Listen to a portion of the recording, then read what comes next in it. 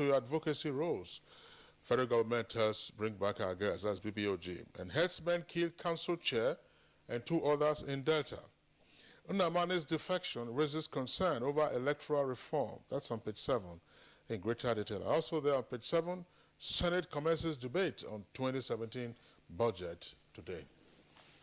Yeah, talking about the advice, it was the Minister of Information who advised they bring back our girls group that attacking government, adopting adversarial posture, pretending to be a political party and antagonize or oppose government, it will be counterproductive. He advised that they should stick to their advocacy role rather than becoming adversarial to government. He said they are cautioned because any wrong signal from them can jeopardize the continued negotiations for the rest of the Chibok girls. The minister expressed surprise that immediately after the fly over Sambisa forest tour, there were positive indications from them, but soon after that, they have now reverted to their adversarial role. You may recall that on several times we had cautioned on this program that as altruistic as their cause may be, sometimes some of the methods they adopt tend to give them away as having some other ulterior motives.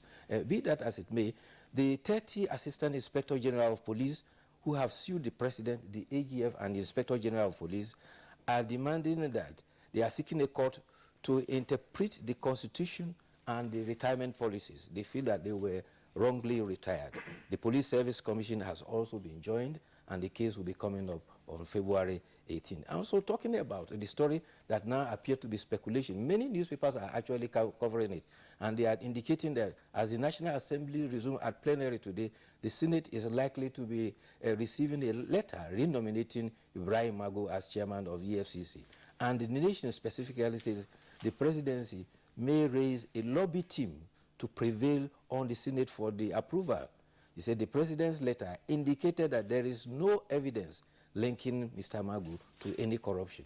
The paper also said that the fears of the senators have been allayed, particularly with the belief that the approval of Mr. Magu as the chairman of the Economic and Financial Crime Commission could be a threat to them in the war against corruption. So, all right. And the special presidential assistant to the National Assembly matters says that he is not aware. So there is a communication gap somewhere.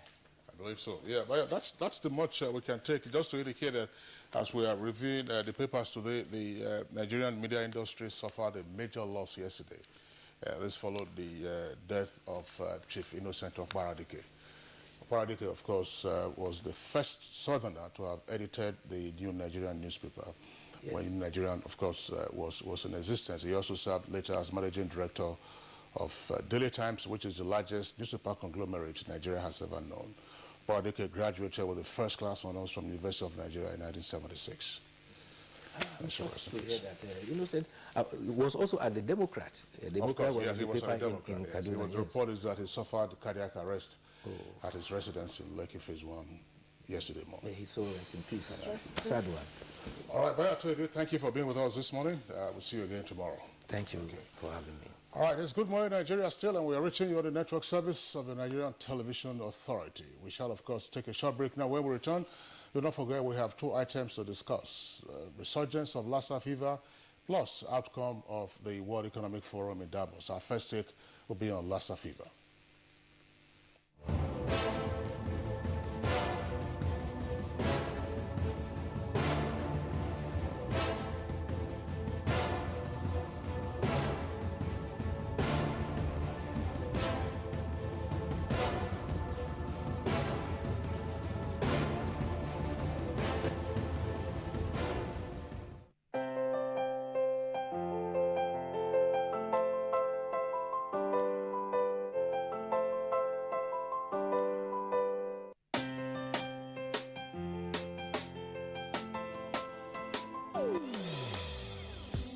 Hear the call of change.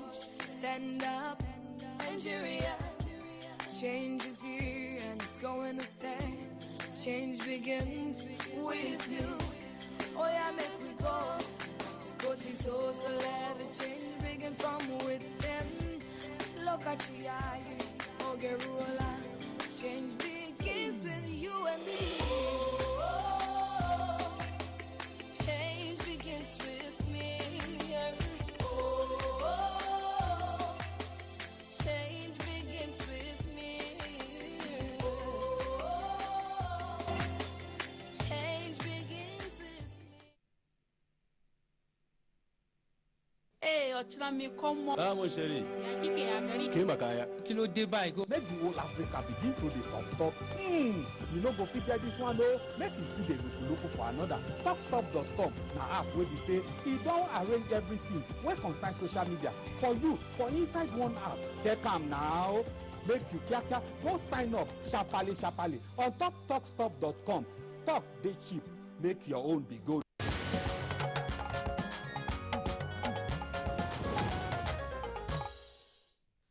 You're watching Good Morning Nigeria, showing live on the network service of the Nigerian Television Authority. Now to the first part of our conversation, taking a look at the resurgence of Lassa fever in some parts of the nation. Well, take a look at this background report, which is saying an acute Lassa fever as an acute viral hemorrhagic illness remains a major health challenge in Nigeria. And in this background report put together by Oyeyemi Ajayi, it's reporting that the disease spread in parts of the country at an alarming rate. Lassa fever is an acute viral hemorrhagic illness that has 2 to 21 days duration that occurs in West Africa. The Lassa virus is transmitted to humans through contact with food or household items contaminated with rodents' urine or feces. Person-to-person infections and laboratory transmission can also occur, particularly in hospitals lacking adequate infection prevention and control measures. As of 2016, the Nigerian Minister of Health, Professor Isaac Adewale, listed the affected states as Niger, Bauchi, Kano, Taraba, Rivers, Ondo, Oyo, Edo, Lagos, Plateau, Gombe, Delta, Nasarawa, Ebonyi, Ekiti, Kogi, and Zamfara, with the inclusion of the Federal Capital Territory. So far, there has been no known cure for Lassa fever, and Nigerians have been advised to keep rodents off their environment in order to have a safe and clean one. All right, thank you very much, Oyeyemi Ajayi, for that background report. Now we have two guests with us in the studios to elaborate on the aspects of Lassa fever. First, we'd like to welcome the National Coordinator of the National Center for Disease Control. He is Dr. Chikwe Ihekweazu. Dr. Ihekweazu, a pleasure to have you join us on Good Morning Nigeria. Thank you very much.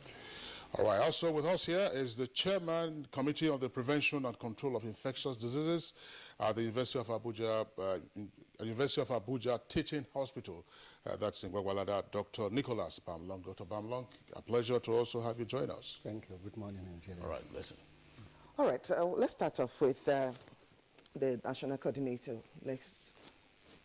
Lassa fever, and it's in the news again. Over 40 years.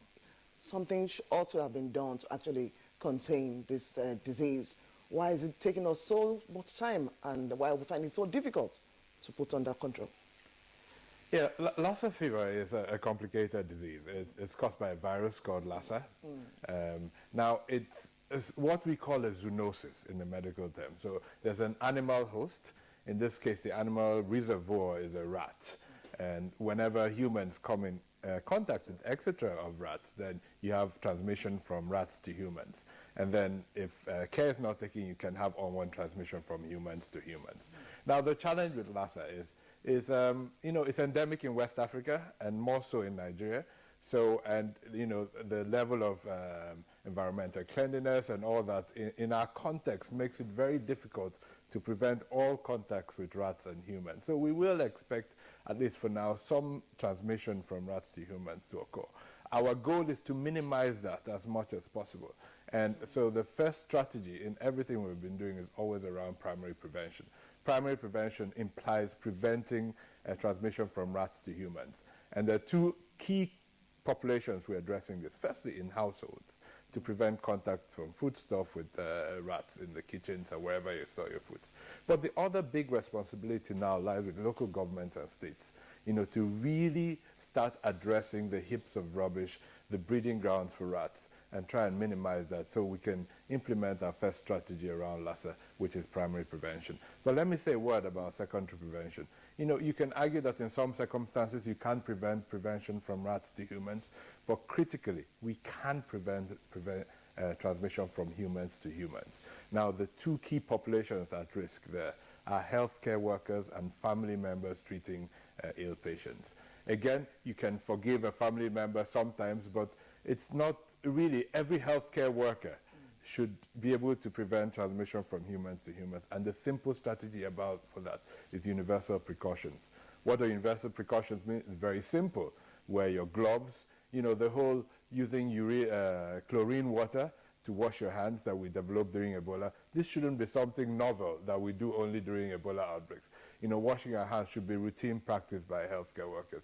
We agree it's a difficult thing to do. Many hospitals in Nigeria don't even have running water, but it must be prioritized in our healthcare settings. So really, we have a four-pronged strategy to Lassa in Nigeria: primary prevention, using universal precautions in hospitals, early detection, and aggressive treatment. All right, Dr. Yeka, we'll come back to other areas that the government is trying to look at to address the issue. Now, let's go over to Dr. Bamlong. Of course, that was in the news recently, I think late December, about the healthcare worker, the female worker who died in Ogun State. And I'm sure so many of the health workers, do we always have to wait until we have an outbreak before we start putting in some of these measures that is supposed to be done? Yeah, thank you very much. The major issue there is that most times since the Ebola epidemic that came, Nigerians, even the health workers, as you can see, we are more reactive than proactive. Reactive in the sense that it's when we hear there is something that we start thinking, what can we do? And like he pointed out, the universal precaution should be part and parcel of our daily practice. Every day we come to hospital, the primary thing is you're not just treating the patient, you're also trying to prevent yourself from contacting whatever will come. And we've been emphasizing on that, sensitization. But we have a problem. And what is the problem? Government hospitals most times cannot sustain, availability of things that are needed for this kind of, just normal, infection control strategy. Like he mentioned, running water is a problem. Most hospitals, the water is not there. And so you come and after a procedure, you can't even see where to conveniently wash your hands. You have to go around looking for, how do I wash my hands? The gloves that are available, most times they may not really be there. The PEPs, that is the things that we use to protect, like the goggles, the gloves, the gowns and the rest. They are not always available. It's when we see or suspect a case that we begin to run around, we begin to look for what do we do. And majorly, I cannot think of any hospital in this country that has a, isolation area where if you see a suspected case, you can actually isolate. And so we run into problems of multiple contacts. Nobody is trained to particularly say, look, when you see a suspected case, this is where you take the patient direct. And so we are mingling with the patients that are already in the hospital and the health workers that are there. There is nobody trained to particularly take care of these cases. And so it becomes a revolving problem. Okay, Dr. Bamlong, talking about running into problems, you actually ran into one, you narrowly escaped the contact and the diseases. So would you like to share with us what exactly happened and how you overcame that? Well, in my hospital, most times when we see a suspected case, you try to, first, where can we keep this patient? And the first person they call usually is either somebody in the Infection Prevention Control Committee or the Infectious Disease Unit. And in trying to go and assess all of that, at the end of the day, you definitely have to come in contact with these patients. But, like I said, we don't have an isolation area. And so we are moving these patients from one place to the other. And we try to see, okay, if it is suspected, what do we do? The general guidelines is that you notify, as you know, the public health department, the epidemiologist, and all of that, which, of course, as the physician, you have to take the samples. And unfortunately, we don't have an area around here where you can confirm this case. And most confirmation you have to send to other places, Irua most especially, but I think now we have some other centers. But before you can do all of that, if you are not careful, definitely you would have come into contact with all of that. And the drug which is actually used, you know, in our country, most cases present late. They would have stayed in one community health center for a long time, or in a private hospital. It's when the fever and the other things are not going, the patient starts bleeding, he became unconscious, before they move to the teaching hospital. And by the time they get to the teaching hospital, we are because of all of these problems that we are facing. All right. Well, Dr. Domlong, thanks. Apparently, you just mentioned what will appear to be the two symptoms. Perhaps there are others. You talked about bleeding, you talked about fever. Dr. Hekwazu, what are the other symptoms that are obvious and that may not be too obvious? So that if family members find any one of them presenting such symptoms, they might know what precautions to take. You see, the thing with Lassa fever, it actually presents similarly to many common illnesses that we have in Nigeria, malaria, influenza. So it's very difficult to detect early. However, the good news is that we have a rapid test for malaria.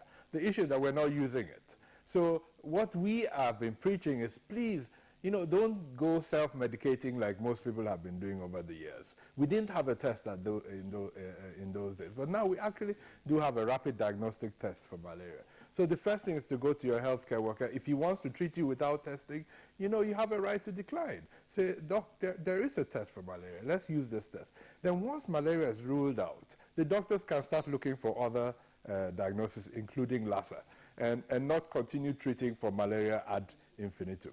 So really that's a big message for physicians around the country. We can't detect Lassa if we don't look for it. We will only look for it if we've ruled out the more common causes. My colleague did mention that at the moment our diagnostic capacity for Lassa is fairly limited. But the minister, once we came into office, released some funds through his Rapid Results Initiative to increase the laboratory capacity around the country for diseases like Lassa. So we're prioritizing it. There's a national reference lab in Abuja that we're about to complete. It's in Gadua. We should open it over the next few months, and 3 other labs across the country, so that at least we have 1 lab in each geopolitical zone in Nigeria that has the capacity to diagnose Lassa. At the moment, it's very difficult. Like my colleague rightly said, you have to get a sample from different parts of the country to Irua and Lagos where that diagnosis is possible. So really a lot of work is being taking place. We have new guidelines for Lassa. Is now on the website of the Nigeria Center for Disease Control, so that anyone can access it across the country. So I think we have a difficult situation. It's better than it was last year. This year is better, and we hope to get to a situation where we're no more shouting about Lassa every year. So, well, I would like us to be, you know, as specific as we can be in the context of our conversation. You talked about some of the symptoms of Lassa fever, mimicking symptoms of malaria. I mean, if you have joint pains, you have headache, you know, restlessness, with all of that, say, hey, listen, let's see what this might be. Dr. Domlong, you know, or Dr. Bamlong, what else, you know, should family members look out for? Because in some remote parts of the country, you might not have access immediately to the rapid testing kits for malaria. So what else can they watch out for? Well, the general symptoms that we see for patients that present with something similar to Lassa, you know, like he said, common things like malaria, typhoid fever, the influenza. You could, you know, start with fever, body pains, body aches. Eventually, you have sore throat, difficulty in breathing, bleeding. Ultimately, is what now most times will, you know, trigger either a health worker in a peripheral area or a family member that is around before they say, look, this must be more than what we are thinking. But our general attitude of Nigerians are that, you know, when people have all these symptoms, they start going to the chemist to buy drugs, which, like he said, The diagnostic test, the rapid diagnosis for malaria is actually everywhere. Most, even in some chemists, they do it. And you could easily say whether this is malaria, even though it is not the gold standard. Microscopy is the gold standard for malaria diagnosis. But you could still have these very reliable kits that are available, which you can use. When that shows you that, look, it is negative for malaria, the next step is to go to the hospital, do some other investigations, do cultures. By the time you rule out all of this, then, of course, the high suspicion becomes to come in place for possible Lassa fever. And that is when, you are alerted. And at that point, the health worker, because when we talk of universal precaution, it is expected that every patient we see in the hospital, we follow those guidelines. Ensure that you wash your hands in between seeing the patients. Ensure that you are gloved at any point you are taking either blood for investigation and whatever. Ensure that coughing, put on some mask and protect yourself. In that way, you are reducing some of the primary contacts that we are talking about. When you say bleeding, from which part of the body would this be critical? The patient can bleed from the mouth, from the nose, in women, from the vagina, and any other orifices that you can think about. Those are common sites that you could see. All right, back again to Dr. Hekwezu. You talked about, animal host to man, but that the most critical is man to man or person to person. How does this happen? Is it by contact? Or is it by breathing, taking in the droplets of the cough or sneeze of an already infected patient? So what should be the relationship in terms of physical or non-physical contact with an already infected patient? So it can't be transmitted by air. It cannot be transmitted by air. So the only way of transmission is through contact with body fluids. And so that's why the critical, the populations that are most at risk are family members that would be caring for the ill, either washing them or cleaning them up or clearing their vomitus, or healthcare workers that have to touch patients. So really, and that's why universal precautions, the use of gloves, masks are protective against transmission. So, but Lassa, remember, why Lassa is important is that it has a very high case fatality ratio. So about 40% of all cases sadly die from the illness. But ultimately, it's still fairly rare in Nigeria. For this season, from the 1st of December, we've had 33 probable or confirmed cases. Now, what I would really like to emphasize the point my colleague is making about universal precautions, because it doesn't only prevent Lassa, it prevents so many other illnesses that happen all the time. So we really have to raise the bar in our hospitals and healthcare settings to use gloves all the time, not only when you're suspecting a case of Lassa. It may actually protect you from getting ill, it may prevent you from dying, and it's really a pity. Our patients hospital, the first thing a doctor should bear in mind is cause no harm or do no harm. So while they come for treatment, we shouldn't then be responsible for transmitting one illness from one patient to the other. So really that's why we've really this year been emphasizing critically on the role of universal precaution. Why is there always a spike in the cases of Lassa fever reported countrywide during the dry season? Yeah, so it's related to our cultures, where people are, when they spend more time at home. Most cases, not all, most cases of Lassa are reported in people that live in rural areas. It depends on when they're at the farm and when they're home. And when they're more at home, they get more infected by this disease because transmission happens generally when there's more contact with rats. So it's a seasonal illness, and most cases are reported during the dry season.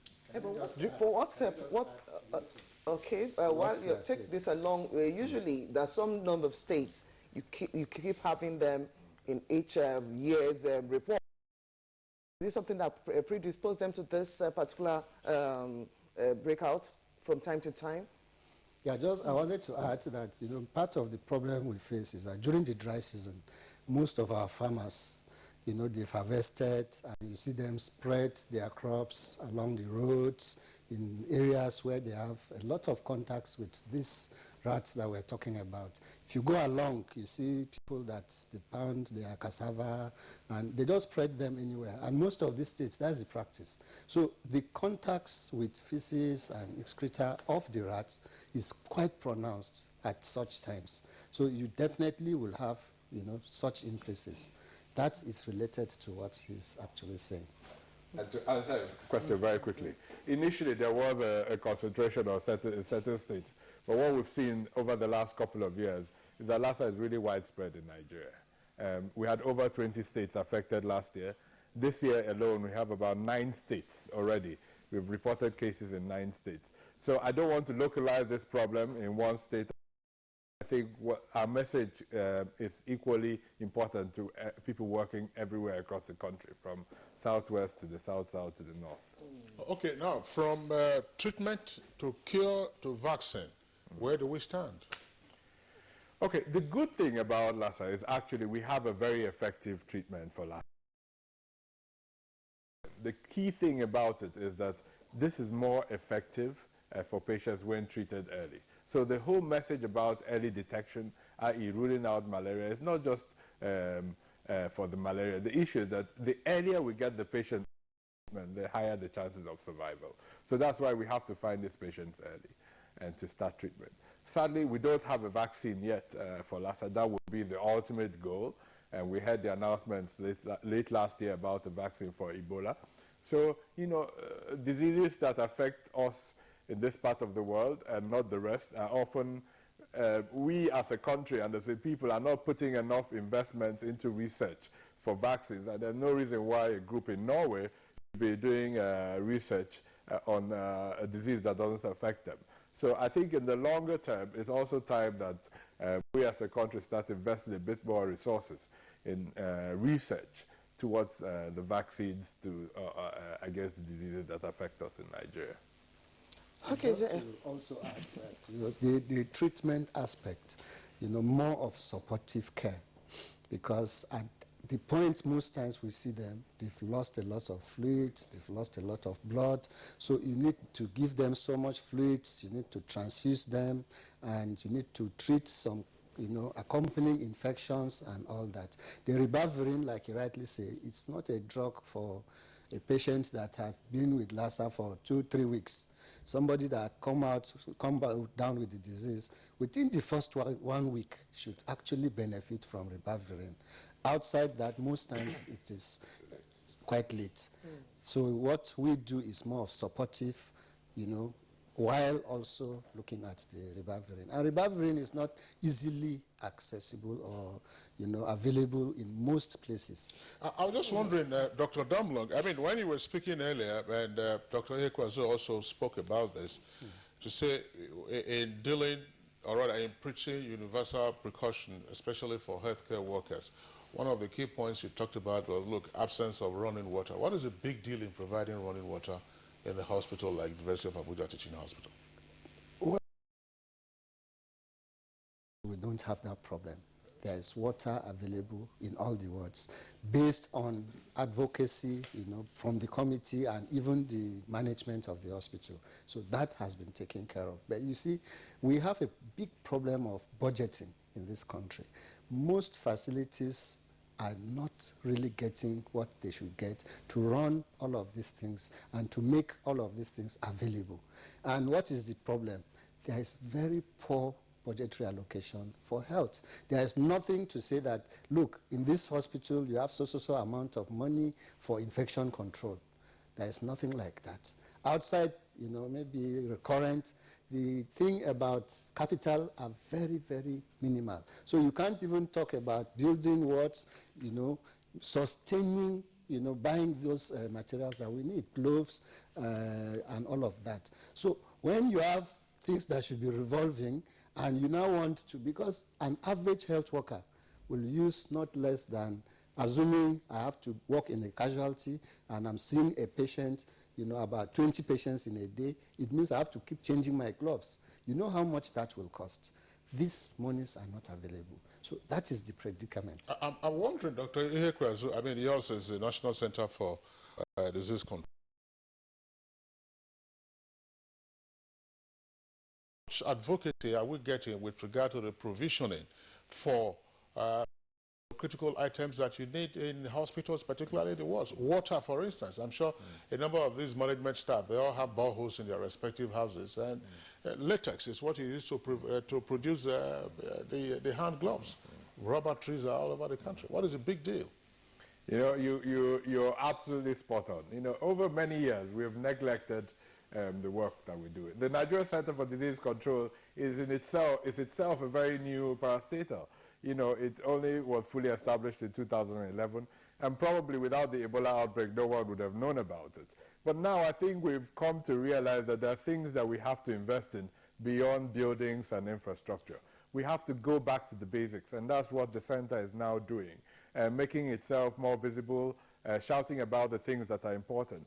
And to be fair, the Honorable Minister of Health has really prioritized the Nigeria Center for Disease Control into the next year. So to raise the bar so that we can also advise Nigerians on what to do and advise health professionals. In my early days in office, I would get a call from a commissioner of health in a state asking me, you know, we have a case of Lassa. What do I do? What do I do? So I realized that we have a big part to play to educate our colleagues at the states in terms of what to do, to inform CMDs, to make, there's one thing, yes, I agree with my colleague that maybe not enough money goes to hospitals, but there's nothing stopping any hospital from putting a small room aside and calling that an isolation room and, you know, equipping it appropriately. So CMDs too have to make some investments in infection control. There are several decisions that I can wait for the presidency and the budget office, but they too have a responsibility. They can procure some PPE, they can put an isolation ward. So it's really about how important do we take these things. And like I said, our first responsibility as doctors is to cause no harm, even before we start treating our patients. So I think there's a certain reallocation of resources needed, in addition to additional resources as being advocated. All right, Dr. Hikwazu, thank you very much. We understand there are a number of tweets that have come in. We'll take those tweets now. Suleiman Sanusi has this: as we all collectively fought Ebola out of the country, it also requires same measures for Lassa fever outbreak. From Lil Kauzi, it says, if Lassa fever is said to be gotten from rat, then I think preservation of foodstuff will be the best to avoid the urine of the rat. Frank Chinonso has this: Lassa fever is quite endemic and should be eliminated from our country. The Federal Ministry of Health has a big role to play in regard to this. Festus Akinboyewa, the devastating threat of Lassa fever in Nigeria is due to government's failure to be proactive in dealing with this deadly illness. Sad. Ortega, yes, proper sanitation is another possible means of preventing Lassa fever. And from Jamil Sadera, says selective rodenticide to get rid of Lassa rodents should be provided, and there should again be war against rats as it was in 2015. All right, now those are some of the tweets that we can take in the meantime from our viewers. And just to get the closing thoughts of you both gentlemen, what exactly do we need to do? We have not talked about the numbers. You have indicated, Dr. Hekwazu, that, okay, this year the incidents, or this season, let's say, hasn't been as, catastrophic as we've had in the past. But what are the numbers indicating, and what efforts are there collectively from local to state and then now to the national level in containing Lassa fever in the country? Okay, we have to keep at it. That's the key message from us, and work together. This is not an issue that we work federal versus state. We all have our responsibilities. States have to prepare, do the procurement necessary, get themselves informed. We, as the Nigerian Center for Disease Control in Nigeria, will continue supporting the states with emergency supplies. This year, we took supplies to every state capital in Nigeria. So we went round the 36 states, gave them emergency supplies to respond to Lassa. We're providing information to communicate. We're supporting the development in terms of infection prevention and control. So really, we are ramping up our support to the states, but the states have to take their responsibility in protecting the lives of their citizens. All right, Dr. Bamlong? Yeah, thank you so much. The hospital level, I would want to emphasize, we need to emphasize on sensitizing our staff at all times. making them realize that the principle of universal precaution is key. And once the management of such hospitals key into that, I believe that the primary contacts of hospital workers especially will be very much minimized.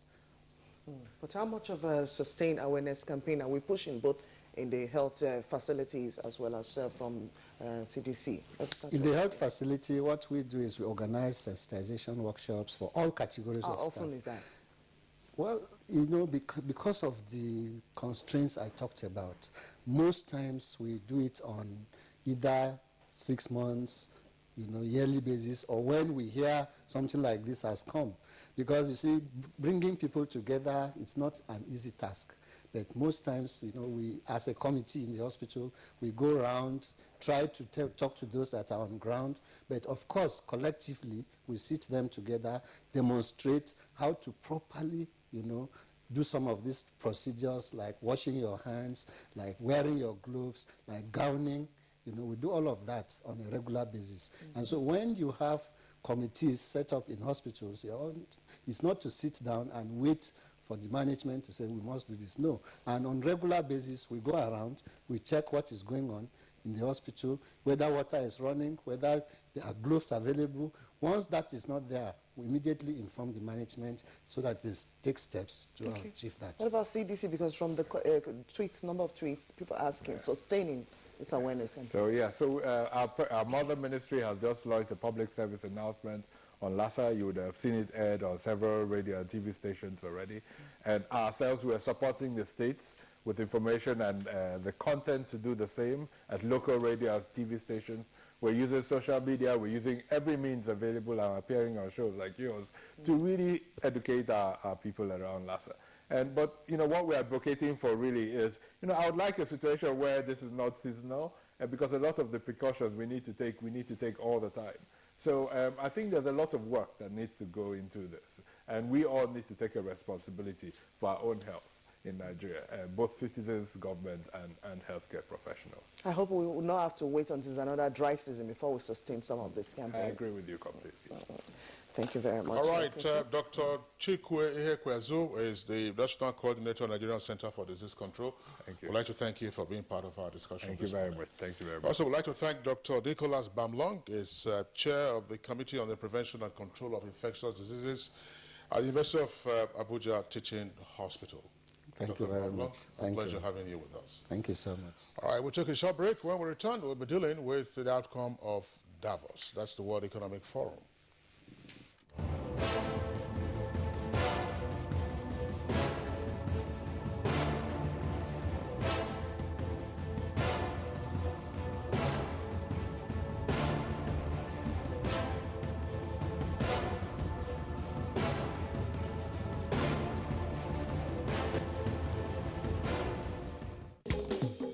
You are welcome to Olani's Joint, the best Ikwobi joint in the east of Niger. Stop grilling me, man. Word on the street is the food here is dumb good. And me being mad hungry, I just came here to get some grub so I could wolf it down. Not me.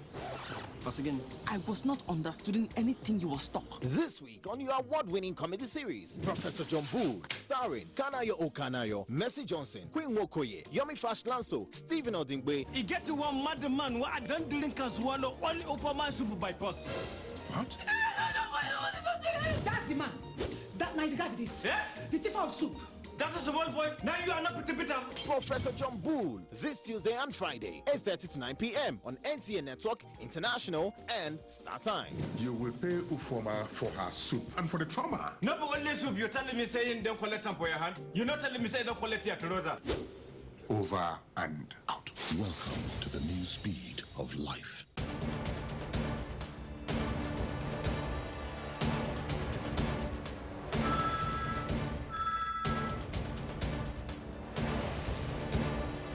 Okay, sir. You may now go in for your interview. Thank you. Ah, my shoe. And to think I just bought this very expensive foreign shoe 2 months ago. So sorry about your shoes. This is why I advise my friends to always patronize made in Nigeria products. See this shoe. It's made in Nigeria and I've had it for 2 years and it's still as good as the day I bought it. Made in Nigeria products are good quality, and stringent government regulations and certification now mean that goods made in Nigeria meet international standards. Make the patriotic choice today. Buy right. Buy Made in Nigeria. This is a public service announcement brought to you by NTA. Introducing Chief Eric Omofia, President CEO of Erisco Foods Limited. We are practical manufacturers determined to say the truth in the best interest of our country. And the truth is that only Nigerians can make Nigeria great. I urge you to practicalize your love for this country. Buy Made in Nigerian products from today and build a much brighter future for our country. You cannot continue to promote only other countries' economies, create jobs and wealth, but then while denying yourself and children job opportunities and a good economy by not patronizing your own Made in Nigerian products like Erisco, Rigico, and Nagico tomato paste and other range of Erisco foods products. Do the wise thing. Buy Made in Nigeria today. You will never regret it. Let us all contribute to develop Nigeria's economy and support President Buhari's economic policy so that Nigeria can be sweet for all of us. Thank you and God bless you. Buy your own products. Buy Made in Nigeria like Erisco, Richico, and Nagico range of products. Proudly made in Nigeria by Erisco Foods Limited, a member of Erisco Bumpet Group.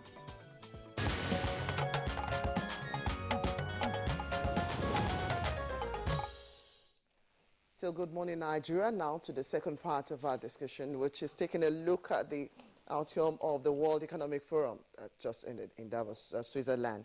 Well, the 2017 edition might have come and gone with different issues touching on the participants. But what are some of the takeaways for Nigeria from the forum? Let's have Oyeyemi Ajayi tell us some of those areas.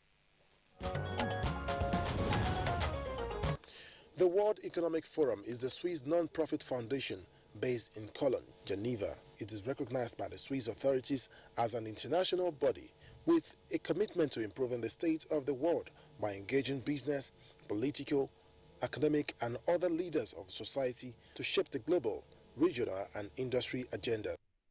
The meeting, which brings together some 2,500 top business leaders, international political leaders, economists, and journalists, discussed the most pressing issues facing the world. The forum runs for 4 days and is best known for its annual meeting at the end of January in Davos. Davos 2017 had its theme as responsiveness and responsible leadership. The forum addressed the response of all actors to the challenges related to 14 system initiatives which are shaping the future of consumption, shaping the future of economic growth and social inclusion, education, gender and work, shaping the future of energy, environment and natural resource security, financial and monetary systems, food security and agriculture, health and healthcare, international trade and investments, long-term investment, infrastructure and development, and shaping the future of mobility. These were the key issues that dominated another annual meeting, which was attended by world leaders with different perspectives on the front border, with Africa and Nigeria not an exception.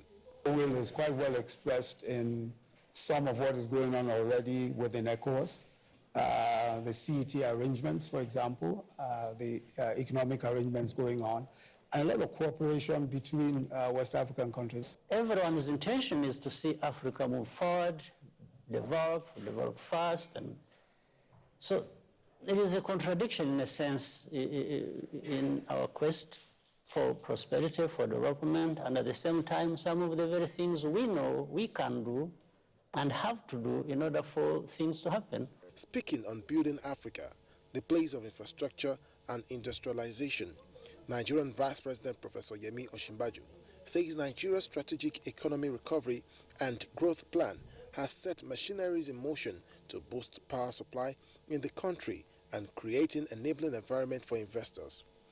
The Vice President said government actions have opened door of opportunity in investment in agriculture, mining, manufacturing and other sectors, while not relenting in revamping the oil sector. We have moved from 5,000 carrying capacity to a minimum simulation of about 6,500 megawatts of power carrying capacity. And by the end of the year, something in the order of about 7,200 megawatts of carrying capacity. As of February 2016, we had actually moved up to 5,000 megahertz of power generation. Donald Trump, Brexit, poverty, the fourth industrial revolution were other issues discussed in Davos. Also prominent at the Davos 2017 meeting relates to globalization, international trade and cooperation, as well as digital economy. Now that Davos 2017 has come and gone, the question that remains on the lips of everyone is how will the issues raised during the forum impact on the growth and development of developing nations like Nigeria.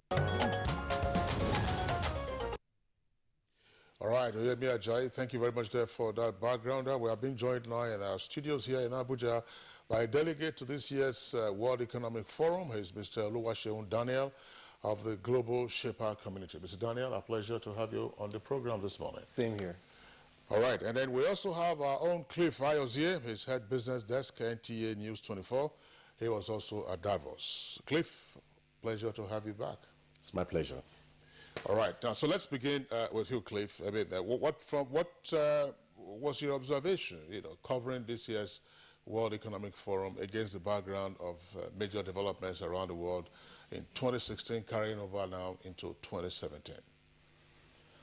Well, it was a very exciting setting for Davos 2017, looking at the global issues that revolve around the economy, from the U.S., against international trade, and China spearheading globalization, international cooperation, and economic integration. Against that forum, the world came together in Davos, and these were issues on the front burner, with the Chinese president, leading the trail, making a case for global cooperation and economic integration, saying that the world cannot exist without cooperation, that no country can exist in autarky, that's in isolation. You cannot survive on your own, you cannot produce goods and sell to yourself, and without, interacting with other countries, you will not be able to make that desired impact. And nobody wins a trade war, according to him. And if you put yourself in a room, say, well, engage in protectionism, extreme protectionism, as the case may be, there will be darkness, within where you are, and you will not feel the air outside. Unless you do that, that's when you can blossom. When you have something to offer other people, and people could, tap into what you have, it brings to fore, the comparative advantage. And the UK were able to also bring to the table, their drive to be independent in terms of the relationship with the EU, through the Brexit. They were quite definitive, of the breakaway, that it's not going to be a half-in, half-out, relationship, but they will maintain a good relationship with other European nations. And for Africa, the vice president, made a case for Nigeria. In fact, he was able to impress on the world the good governance that is in place in Nigeria, led by Mr. President Muhammadu Buhari, and other measures, being taken to reposition the state of infrastructure in Nigeria, and to make the place conducive for investors, to invest and contribute to the development of our great nation. And he did make the point that if nations are not investing in Nigeria today, if they decide tomorrow, it might be too late. They should join forces with Nigeria and make sure that we create that environment that will not only stimulate investment from the outside, but also from within. And he talked about a whole lot. In fact, we had a very good platform for Nigeria. We had the Business Interaction Group session, which was in fact dedicated to Nigeria, where the Vice President was on site, with the Minister of Industry, Trade and Investment, and of course the Minister of Water Resources, with our own Aliko Dangote also in that panel. And they told them the opportunities that abound in Nigeria and what they could do to key into that at this very point in time. Okay, Mr. Oluwaseun Daniel, you were one of the World Global Shapers selected to be at Davos. As a delegate, share with us your own wonderful moments as a delegate to Davos. Oh, thank you very much for having me. First, I'd like to just enlighten everyone on what the Global Shaper Community is. Now, the Global Shapers Community is an initiative of the World Economic Forum. So it's a network of 450 city-based hubs run and developed by young people. who are very passionate about developing their cities. And one of the exciting moments for me was when I went to explore the Microsoft's mixed reality center, because technology right now is taking over. It's going by leaps and bounds. And I was really excited by that because most of the technology that is now available, that is world-changing technology, is open sourced, which means that Nigeria has a role to play. Nigeria can actually key into all the technological innovations and actually develop products that can be used worldwide. So it was really exciting connecting with so many world leaders. I met with so many interesting people. Jim Kim, president of the World Bank. I met with the vice president of Microsoft, and so many world leaders, and all of them are really excited about Nigeria. So what exactly was it you took on? At least you had something at the back of your mind going to Davos and looking at technology, sharing with your peers. What exactly was Nigeria presenting from your own viewpoint as World Shaper? Well, it was really good because I think Nigeria tried. We had a good representation from both the political sphere and the business sphere. I would like us to have more business people actually going to the forum because it is the World Economic Forum. So you want to have more business leaders going there, pushing trade deals and things like that. For me, I have two key takeaways for me that actually came about. The first one is that, like I said, everyone sees Nigeria as a very viable market, but they expect governments to actually create policies that ensure that they are going to recoup their investments. And I was really excited about that because, of course, the vice president was there. Then, additionally, it was also very exciting to me to know that we need to develop new educational models. So there's a lot of talk about education, there's a lot of talk about technology, there's a lot of talk about agriculture. So all of these things, Nigeria has major roles to play in. All right, Mr. Daniel, thank you very much. Let's return to Cliff. Cliff, I was here. Nigeria wasn't participating at the World Economic Forum in 2017 for the first time. We were there last year. We've been there also in previous years. And oftentimes, at the end of the forum, we come back with positive sentiments. But we can also see how the numbers, economic numbers, have been rather unsalutary over time. So, what else is likely to change? You make a presentation, yes, everybody says, yeah, there are opportunities in the country, but you don't have follow-up actions. Are there still concerns being expressed, either privately or publicly, by potential investors or others who might be interested in the Nigerian economy? Yeah, Kingsley, I want to say that, in fact, the Nigerian delegation are quite cautious of this very observation because the Minister of Industry, Trade and Investment, Dr. Okechukwu Enelama, during an interview with NTA News, did say, look, they have a lot of tasks. It's not just making good presentation here. What follows next? They're going to do, make a strong case.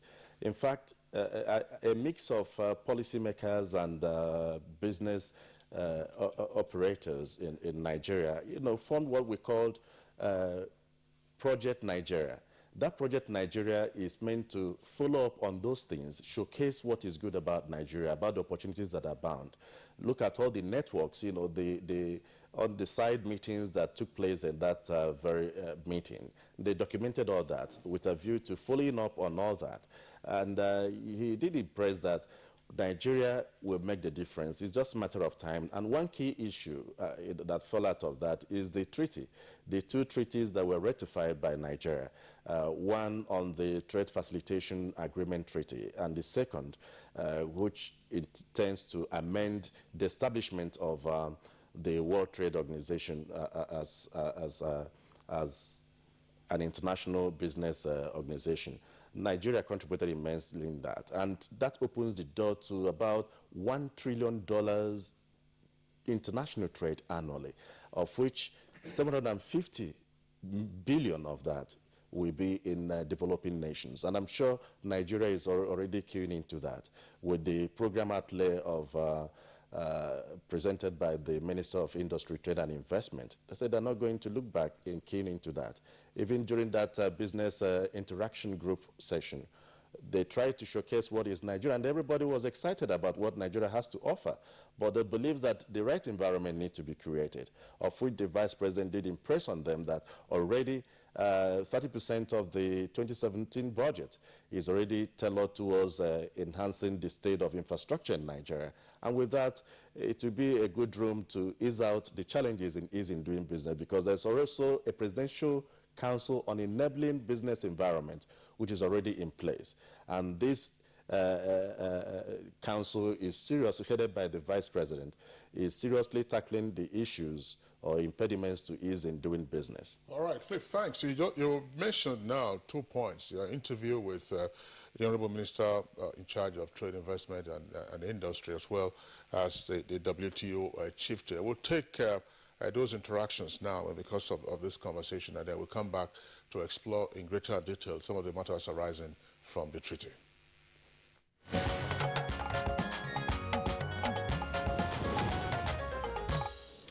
I think it's great news for Nigeria and frankly for WTO and for trade in general to have ratified this trade facilitation agreement and to be one of the founding members, because that's what it means. You know, you need 2/3 for it to come into effect, and we just frankly managed to be within that 2/3 range, and that gives me great joy.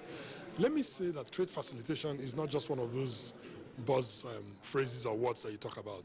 If you think of it in the context of the economic agenda and program of this government or vision of this government around, you know, creating the right enabling environment for economic growth and prosperity, you know, being able to remove the constraints on trade, you know, being able to get the things that get in the way of trade, whether particularly exports, you know, but also, frankly, even trade that is inbound, and certainly trade within the country as well. And all those things, there's a clear path to making trade easier and making trade more beneficial and removing the cost, the additional costs that shouldn't be there, the additional bureaucracy that shouldn't be there, that we'll achieve with this agreement. One of the benefits of this particular agreement is that, like, it looks at countries in terms of, it has a considerable flexibility around some questions. One of those questions is what it is you need, right, to implement the agreement.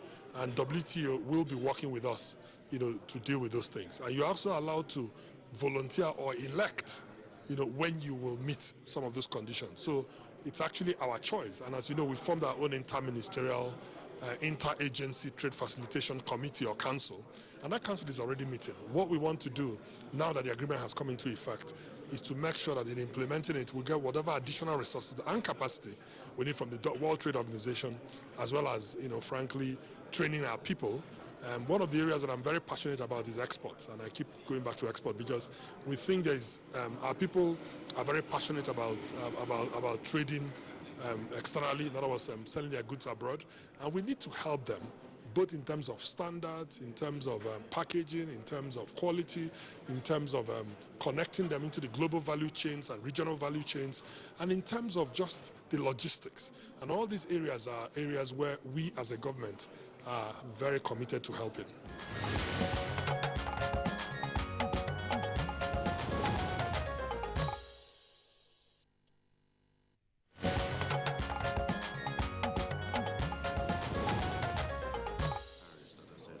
Well, this agreement, fortunately, is one that is supported by the whole membership.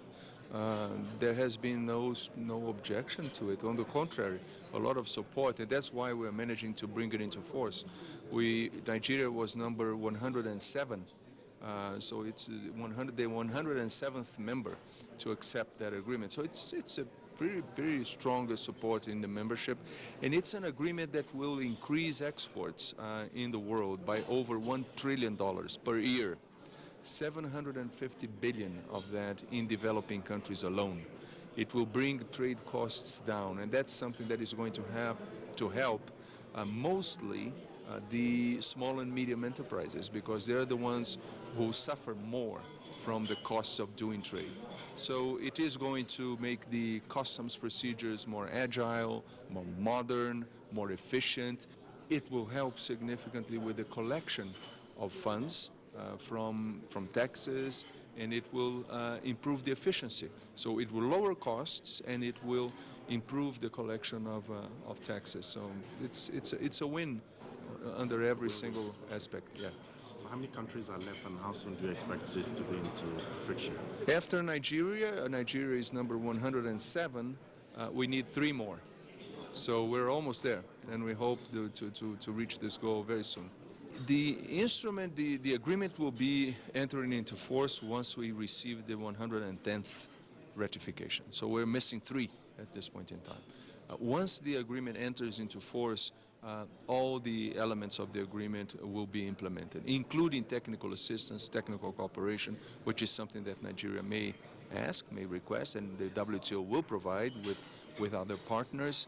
On top of that, the implementation itself is going to help not only with the facilitation of trade in Nigeria, but also with the partners of Nigeria. So you win on both sides, with the improvement of the efficiency in Nigeria and the improvement of the efficiency in countries to which Nigeria exports and imports from. So this is a win on many fronts.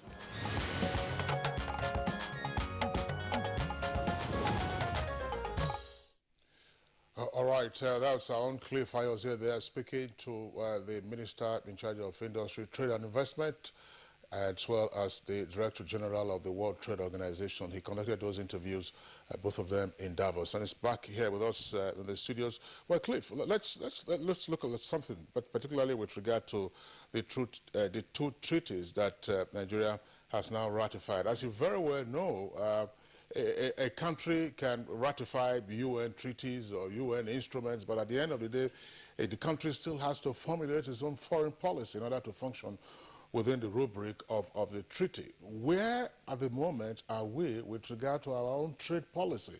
Because observers have been quite concerned as to the formulation of an effective trade policy that will bring to us real gains within the ambit of the various instruments to which we may have acceded. Actually, in the course of covering the World Economic Forum in Davos, I did interact with the minister also along that line. And he alluded to the fact that steps have been taken to review it, to respond to new realities. And in fact, they want to make Nigeria quite conducive, as to be very attractive to potential investors that be making inquiries on what we have to offer. Over the years, Nigeria have been undermarketed, and they say we've not been showcasing what we have. And in fact, this meeting led to the formation of what could be called a special team on Project Nigeria. That team is made up of the ministers and those in the private sector to showcase the great opportunities that abound in different sectors of Nigeria, looking at what obtains in terms of about 34 commercially viable minerals that have remained unexploited. In the agricultural sector, transiting from traditional way of agriculture to agro-business and the value chain that abound. In fact, that was even gained a lot of mention at that meeting because they believe it will benefit the developing nations more in the area of agriculture, where attention centered more on fisheries. It has been expanded now along its value chain, cotton, and what have you. So that's why they're coming with what they know as e-commerce, electronic commerce, that will kind of cut short a lot of expenses micro, small, and medium enterprises, undergo before they're able to sell their products in the international market. So the e-commerce thing will open the door, what they call digital economy, will open the door to showcasing quality products, online, which easily nations that are interested, will key into that. You find buyers online without really going to that country through the World Trade Organization. That is one area that stands out. And also they're trying to streamline certain strengthening of global trade and investment system by looking at those rules and regulations that inhibit trade. More often than not, the old rules that govern the tariffs were put in place by the advanced economies. And that's why we have this new treaty, the first of its kind since 1995, that the World Trade Organization came into place. And you have majority of the members participating, making their input from their diverse perspectives. Developing nations bringing in their destiny, and that's why one of the resolutions passed was to give concession to developing nations with regards to things that are of interest to them, with regards to the products they produce and how that can be made to penetrate international market. All right. Well, Cliff, I just hope, Blessing, the committee you talked about on effective marketing of Nigeria, we hope that they will learn appropriate lessons from previous attempts. There were all kinds of road shows, as you very well remember, costly in terms of outreach, but in terms of real consequences, very minimal. Let's come back to Mr. Daniel. Yes, the world, of course, is looking towards global competitiveness in the different form, and likewise Nigeria. And I'm glad, as a young mind with other fellow world shapers trying to look inward, you talked about the need for us to come back to our own drawing board as a nation to actually push this. What technology? This, one of the reports, at least from those of you who were delegates and who participated at the Davos 2017, talked about the society not keeping pace with technological change. And I'm sure that was a concern for you as much as it is for most young people today. How do we begin to leverage on that, which you saw in the Davos, to actually make those effective change in our own space today, especially in the area of technology? You just talked about digital economy. That is where the world is going. How do we begin to leverage on that? I'm very glad you actually asked that question, because right now we are in the fourth industrial revolution, where we are blurring the lines between physical, digital, and biological systems. And you cannot talk about technology without going back to education. And the simple truth of the matter is that we need to redefine our educational models. The era whereby you have 4 or 5 years of education, you go get a job and they have a single career for the rest of your life, that era is gone. Right now, you need to continue learning new skills, continue adapting because of the disruptive force of technology. When you look at things like artificial intelligence, when you look at things like blockchain, when you look at things like augmented reality, virtual reality, all of these things are systems that are already commercialized in the West. And right now, if we do not go back to our educational systems, our educational models, Nigeria will be left behind. So how do we leverage on this? Like I said, a lot of these technologies are available online. They're already open sourced. So what we need to do is now encourage universities to actually key into these things. We encourage universities to partner with private organizations, encourage universities to partner with government so that we can have innovative solutions. I'm not a fan of the belief that you just copy and paste technology. You cannot take what works in the West and just copy and paste in Nigeria. It will fail. What you need to do, even if you're not going to reinvent the wheel, take that technology, adapt it, and apply it in a way that solves our own needs. And that is the way we can only keep pace. A good example of that will be M-Pesa in Kenya. Now, mobile banking technology existed before the Kenyans to use it for the mobile banking, but they were able to adapt it successfully to solve their own problems, to their own environment, and that is what we need to do right now in Nigeria. Well, Mr. Daniel, thanks. I mean, you talked about the need to revamp our educational system, and then how you're having the lines being blurred between virtual, physical technology, and so on and so forth. And just to indicate, I think you were in Davos at the time. Last week, the Central Bank of Nigeria issued a stern warning to various financial institutions against dealing in virtual money. That's the one they call bitcoins. I'm sure you are familiar with the stories around that. Yeah. But let's be more specific now. When you say there is need for us to revamp our educational system, what areas are you looking at? If you talk about continuous training and retraining, there are other aspects of that. I mean, you're not perpetually in a classroom. If you're working, for instance, or you are an employer, you keep retraining yourself. What areas are you focusing on, or what areas would you suggest we focus on? Actually, I disagree with you. I think life is a continuous classroom. You are learning every single day. New technology is formed, is being developed, and you must learn it, you must absorb it, and then you must apply it. So specifically, I'll talk about the areas of technology, really. So in the areas of technology, for instance, augmented reality. Now, that's something that is not commonly known in Nigeria. But like, for instance, right now, last week in Davos, Microsoft was showcasing the HoloLens, Microsoft HoloLens, which is like glasses which allows you to project digital images into your own reality. Now, the software, the online software that actually causes that hardware to run is Unity. Now, Unity is free. It's open source. Anyone right now, if you can actually just Google it, anyone can actually go access it and play with it and now insert that and use it in your own way. Now, so that is one example of it. So what I mean by continuous education, one of the key things I actually want us to do with our educational system is I think we need shorter terms. I think we need shorter, instead of having 4 terms, 4 years, 5 years, I think we need less years. We need more specifics, because we have the case whereby you have graduates who are not able to plug in to work. They graduate and they are not able to actually fit in the workplace because the skills that they have learned, spent so many years getting a very fantastic, well-printed certificate, are now irrelevant. So we need to actually have more specialized courses, focused especially in the area of technology. And technology touches on every single area. It touches on agriculture, it touches on education as well, it touches on medicine, it touches on health, it touches on every single area. So technology is a key focus. Nigeria right now is trying our very best to move from a oil-dependent economy to more of a knowledge-based economy. And you cannot have a knowledge-based economy without focusing on technology. All right, Mr. Daniel, thanks a lot. Education is said to be life itself, which is a perpetual classroom we talked about. But it's the formal setting in which I was using the sense of a classroom. But just to indicate, Cliff, again, back to you. We saw what the Chinese President Xi did in Davos. Now, from your perspective, are we getting down to the incipient stages of a shift in the dynamics of global geopolitics worldwide? If Donald Trump, from his actions already, is taking America away from the rest of the world into an isolationist perspective. On the other hand, China, the world's second largest economy, is saying, look, our arms are open, let's all be together. Are we likely to see a major shift in attention and, if not, influence?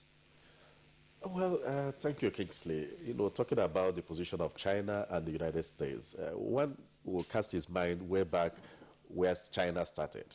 China, you know, evolved a closed shop at a point, you know, closed shop to get into a whole lot, experiment into a whole lot, into protectionist kind of policy.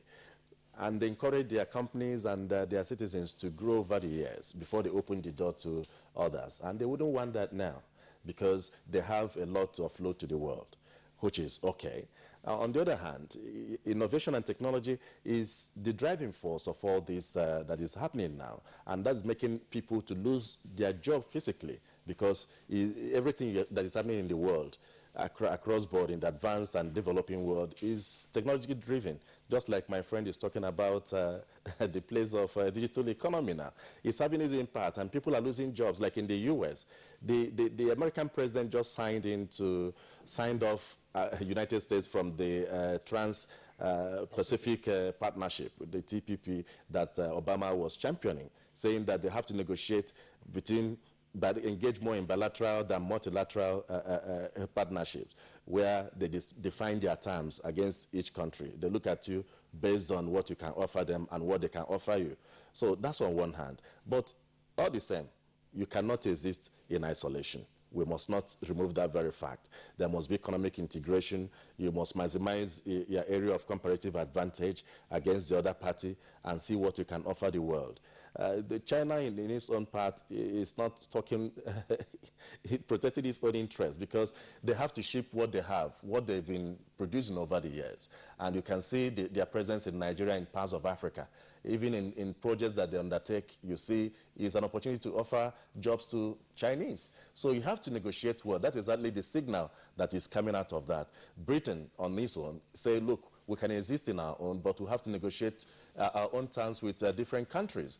That way, we discuss terms that will be most beneficial to us, not just hide under one umbrella and say, well, we enter into partnership with this. You know that EPA, the European Partnership Agreement, is still standing. Nigeria said, look, there are certain terms need to be met before we can sign into that.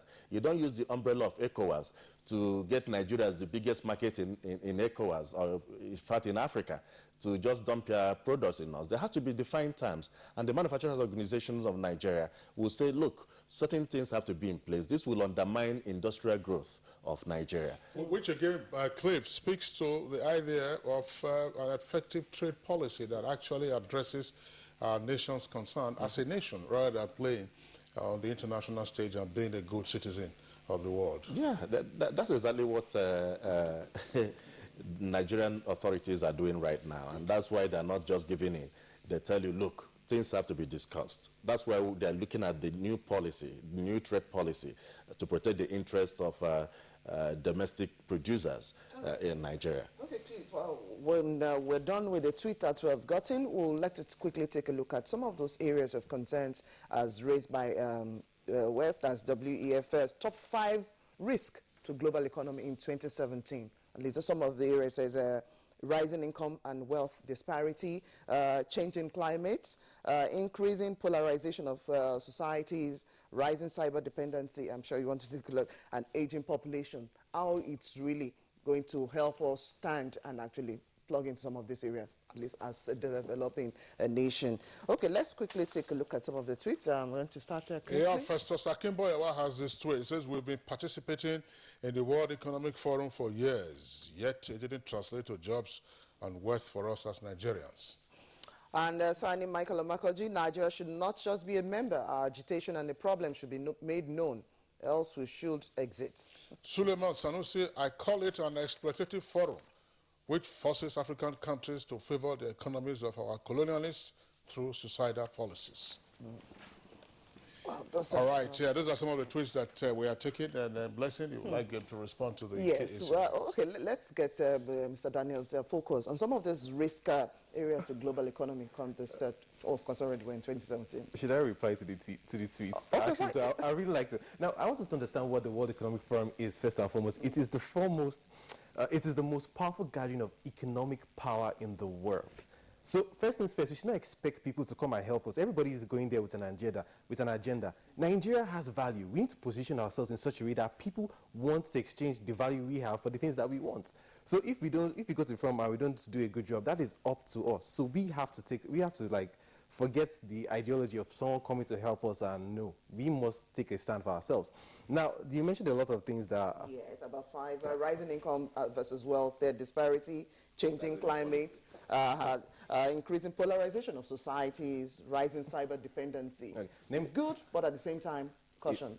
Of course. Now, we talk about polarization of society. I talk about the rural-urban divide, where you have another thing that I can actually connect to that is maybe things like migration, urban migration. And that is when, and all of this is really driven by economics. When you have people in the rural areas who are migrating to cities, it's simply because they feel they can have better economic opportunities. And you also have very, very funny statistic. You have like, out of 255 million migrants, 15% are from Africa. Out of that 15%, another 16% is from Nigeria. Why are they moving out of Nigeria to other places? Because they believe that they can have better economic opportunities outside the country. So what we now need to do to solve a lot of these problems is to make sure that the Nigerian environment is conducive for everyone to be able to have a sustainable livelihood. If you want to start a business, the barriers to getting a business, the barriers to learning the things you need to learn should be reduced. I also believe, I'm very passionate about education. Now, I believe that we should add financial education, even in secondary schools. Teach it to them so people can know how to use their money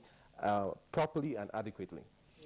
All right. I think financial systems is addressing that. You know, the central bank is doing a whole lot to enlighten people on how to save for a rainy day, because that is the crux of the crisis we are in today.